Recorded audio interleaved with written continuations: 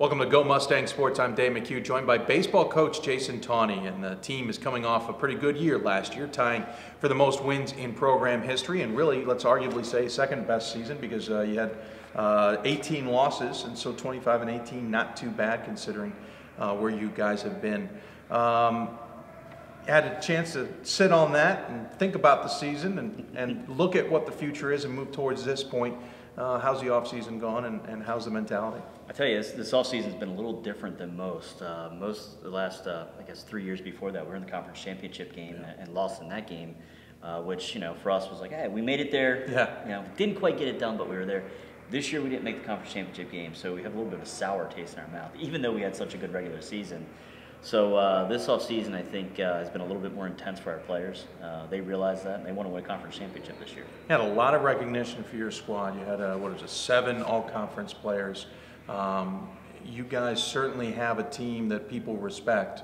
Moving forward, does that change the mentality you guys have? Does that change the mentality maybe the players have? I think this year we have gotten a little bit more respect. We also got voted a vote to be nationally ranked this year so far. That was pretty cool.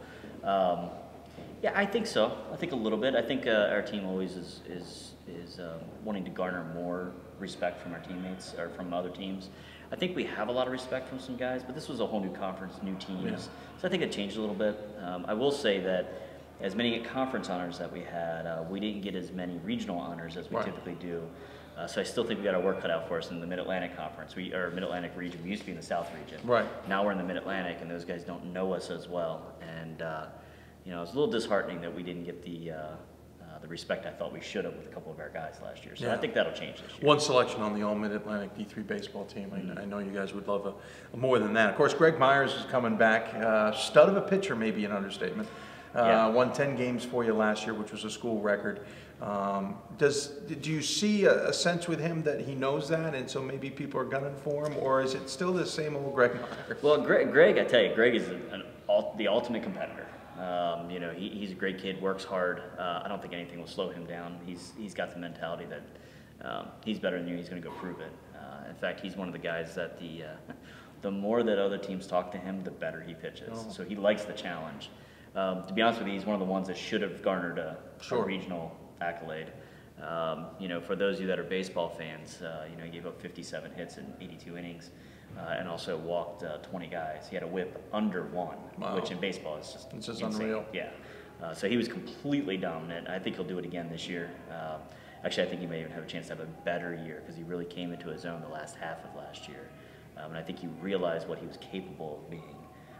And then some other guys that we got coming along too that are going to be pretty exciting. I was going to say the rest of the rotation looks like it may provide some excitement for baseball fans. Yeah, we returned our top 5 arms, and then we added a couple transfers that are going to infiltrate that top 5 as well. So we see us having a very strong pitching staff this year. We think we might have 3 Gregs on the team. Wow. So we think we have a chance to have 3 guys that could potentially win 10 starts this year. Sure. So we're pretty excited about our team right now, that's for sure. When you look at the rest of the team, I know you love your shortstop. You made a change in the infield as well. Quickly on the infield, give us kind of a sense. I know it's early, things can change, but give us a little bit of a sense of what we may expect. Well, Tom Gullian is who you're referring to. He's returned to shortstop for the 4th time, which is kind of nice to have a 4-year starter in short. A senior captain, leadoff hitter, has been one of our better players for 4 years. So he holds the infield down. Moved Troy from 3rd base over to 2nd base, Troy Miller that is, he's our number 3 hitter. Back to his natural position. We kind of had him out of position last year. Did an average job, took care of business, but we got to transfer in Nick Pfeiffer from Catawba College down North Carolina, D2 school that's going to be holding down 3rd base. And I think that's really going to make our infield the strength of our team. We have Ben Hallam at 1st base. And for those of you who don't know anything about Ben is a phenomenal story. Ben has a glass eye, so he plays baseball with 1 eye. And phenomenal players can be hitting in our 5-hole most likely. Don't know how you do it with 1 eye. He does it better with 1 eye than half our guys do with 2 eyes. So I don't know how it's done, but he's going to be holding down 1st base. There's a good chance the 2nd eye is just getting in the way for the rest of us. Probably. And then the outfield, how's it looking?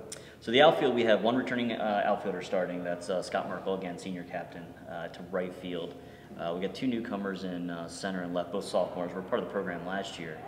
Kevin Wu in center and Ian Eberly in left. Both bring speed, Good arms, can hit. We see Kevin hitting in the top of our order, and Ian probably in the lower half of our order. But I expect both of them to have tremendous years. Great kids, great players.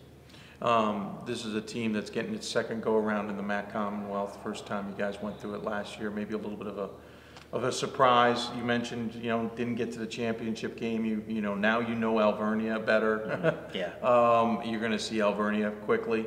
What do you expect from this conference, and what have you told the team about it after last year's experience? It's a good conference. Alvernia is definitely the top dog that we're going after, and we finished second regular season to them. I think we have a chance to knock them off. The rest of the conference, not nearly as strong as they are. And Alvernia is just a special animal. They've got 2 former players in the major leagues right now. They got their pitching coach is a former major league pitcher, but we matched that this year, so that's kind of exciting. But we told our team that you can't take any team lightly. In conference play, teams show up and play differently when it's in conference. After last year, everybody knows the type of team we are, so they're going to be gunning for us. So we got to go out and play every single game like it's a championship game.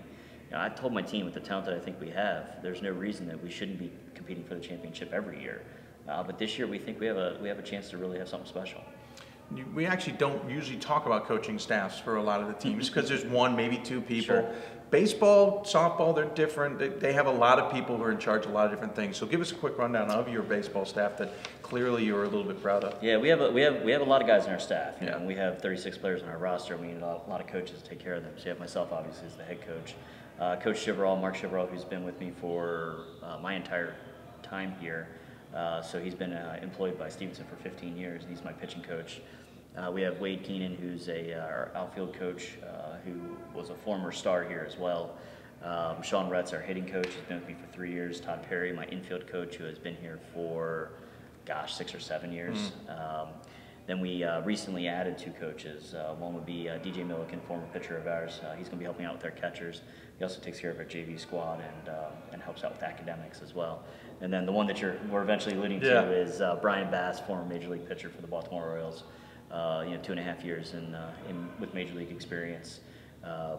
Lives in the area, married a family friend of ours, so I knew him.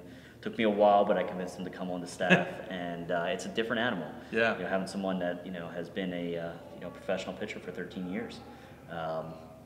He's garnered respect from our team right away, and our guys have really responded to him well. I think that's part of what's going to help us with our pitching staff, not just the talent that we have, but also the different level of coaching that we've got. Weather.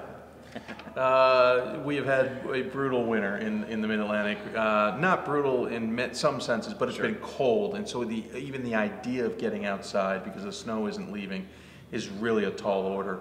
You guys, your season's sneaking up here quick. How do you prepare for a season if you can't even get on a field? Luckily, in 12 years of being the head coach here, I've dealt with just about everything.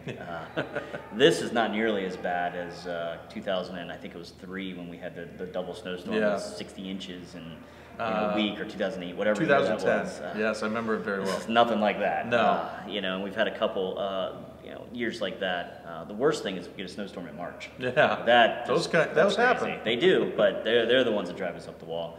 We're pretty accustomed to being inside to start the season. Any day that we can get outside before our first game is bonus. We hope that our second week of practice we'll be able to get outside before we go down to Hampton, Sydney. But we're used to it. We can get a lot of drills done inside. It's nice when we have that ability. 2 years ago, we didn't go inside at all, so we were outside the entire time. Yeah, we started that season off pretty well. So if we can get that, that'd be great. But it's the Mid-Atlantic. You know how it is, and you never know. Right. We could have good weather. I mean, this week it's supposed to be 46 on Sunday, which is nice. Unfortunately, we got to get rid of the snow.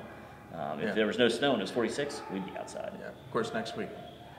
Yeah, there's a storm coming in. We'll see. I never believe the weatherman. I think they're better off just looking outside and seeing what's going on. So if we get rain, we'll be fine. If it's a ton of snow, and I have a feeling they don't know which way it's going to go. If it's a ton of snow, yeah, that could be a setback. Weather permitting, when can fans see you guys at home for the first time? So at home, the plan is we open up February 22nd, I believe, is a Saturday. Yep. We open up with Penn State Harrisburg over at Green Spring. A team that made it to the regionals last year. We split with them last year when we played a single game here and a single game at their place. We split with them, but they were a regional team last year, and then we play the very next day, Sunday, again against Mount Aloysius. And we play a single varsity game and then a JV game to follow. And that's been pretty standard with our schedule for the last couple of years. But so that's the beginning of an 8-game homestand through the first week of March. And then we get to go back on the road again for spring break. So if you're a Mustang fan and want to see some good baseball, weather permitting, they will be starting their season February 22nd and 23rd over on the Green Spring campus. Coach, thanks so much for joining us. Thank you. Good luck on the 2014 campaign, and we'll look forward to seeing how the Mustangs do this year. I appreciate it. Go Mustangs. Absolutely. You can follow the team online, of course, at GoMustangSports.com, and we'll talk with Coach throughout the season here on Go Mustang Sports.